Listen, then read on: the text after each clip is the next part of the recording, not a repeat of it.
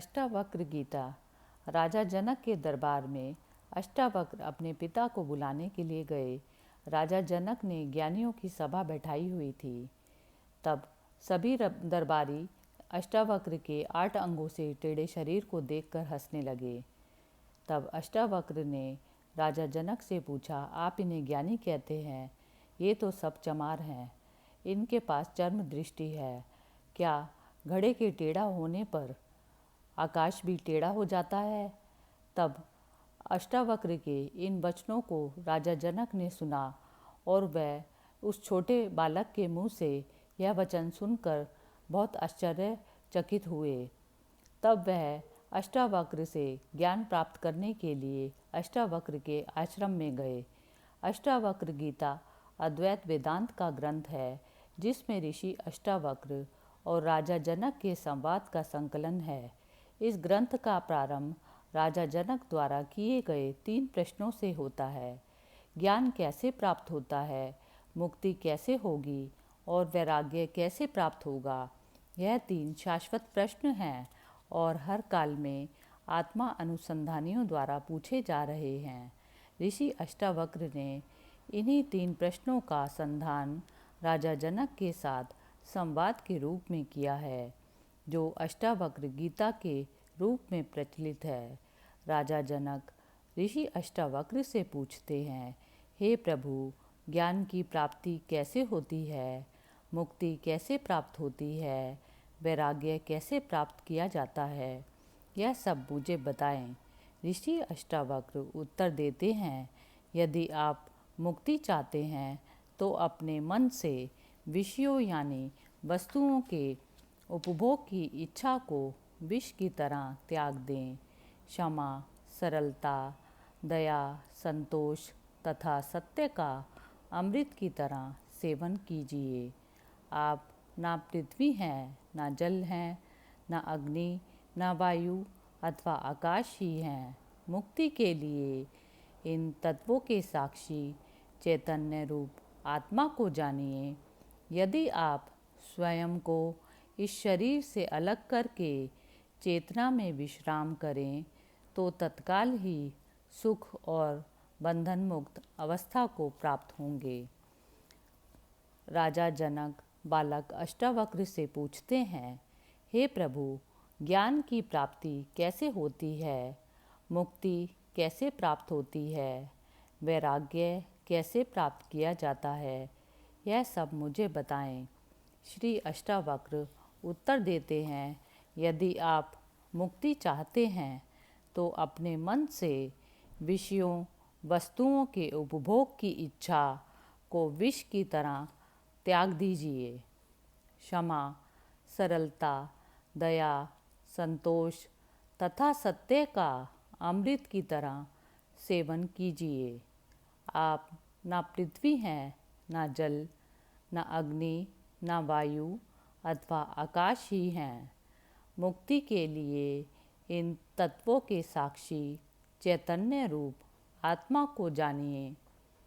यदि आप स्वयं को इस शरीर से अलग करके चेतना में विश्राम करें तो तत्काल ही सुख और शांति, बंधन मुक्त अवस्था को प्राप्त होंगे। आप ब्राह्मण आदि सभी जातियों अथवा ब्रह्मचर्य आदि सभी आश्रमों से परे हैं तथा आँखों से दिखाई ना पड़ने वाले हैं। आप निर्लिप्त, निराकार और इस विश्व के साक्षी हैं। ऐसा जानकर सुखी हो जाएं। धर्म, अधर्म, सुख, दुख मस्तिष्क से जुड़े हैं, सर्वव्यापक आपसे नहीं। ना आप करने वाले हैं और ना भोगने वाले हैं। आप सदा मुक्त ही हैं। आप समस्त विश्व के एकमात्र दृष्टा हैं, सदा मुक्त ही हैं। आपका बंधन केवल इतना है कि आप दृष्टा किसी और को समझते हैं। अहंकार रूपी महासर्प के प्रभाव वश आप मैं करता हूँ ऐसा मान लेते हैं। मैं करता नहीं हूँ, इस विश्वास रूपी अमृत को पीकर सुखी हो जाइए। मैं एक विशुद्ध ज्ञान हूँ, इस निश्चय रूपी अग्नि से गहन अज्ञान वन को जला दें। इस प्रकार शोक रहित होकर सुखी हो जाएं। जहाँ ये विश्व रस्सी में सर्प की तरह अवास्तविक लगे, उस आनंद परम आनंद की अनुभूति करके सुख से रहें। स्वयं को मुक्त मानने वाला मुक्त ही है और बद्ध मानने वाला बंधा हुआ ही है। यह कहावत सत्य ही है कि जैसी बुद्धि होती है वैसी ही गति होती है। आत्मा साक्षी, सर्वव्यापी, पूर्ण, एक, मुक्त, चेतन, अक्रिय, असंग, इच्छा रहित एवं शांत है। ब्रह्मवश ही ये संसारिक प्रतीत होती है। अपरिवर्तनीय, चेतन व अद्वैत आत्मा का चिंतन करें और मैं के ब्रह्म रूपी आभास से मुक्त होकर बाह्य विश्व की अपने अंदर ही भावना करें। हे पुत्र, बहुत समय से आप मैं शरीर हूँ इस भाव बंधन से बंधे हैं। स्वयं को अनुभव कर ज्ञान रूपी तलवार से इस बंधन को काट कर सुखी हो जाएं। आप असंग, अक्रिय, स्वयं प्रकाशवान तथा सर्वथा दोष मुक्त हैं। आपका ध्यान और मस्तिष्क को शांत रखने का प्रयत्न ही बंधन है। यह विश्व तुम्हारे द्वारा व्याप्त किया हुआ है। वास्तव में तुमने इसे व्याप्त किया हुआ है। तुम शुद्ध और ज्ञान स्वरूप हो। छोटेपन की भावना से ग्रस्त मत हो।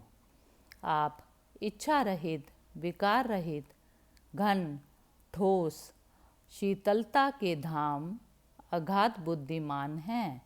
शांत होकर केवल चैतन्य की इच्छा वाले होइए।